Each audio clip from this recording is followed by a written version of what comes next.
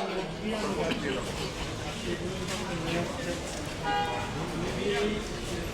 কিছু করেছি, আমি পরিপূর্ণ রায় পাইনি।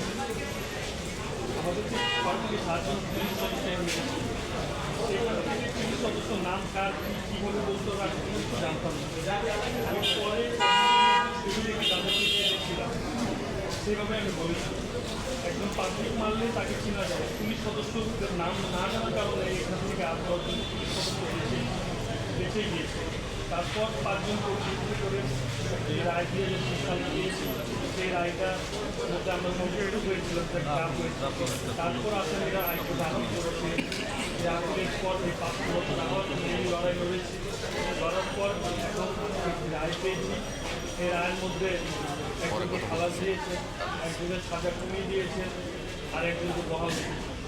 যাক, উপরে আল্লাহ আছে, আর কি বলবো, এটাই নসিবে ছিল আমার।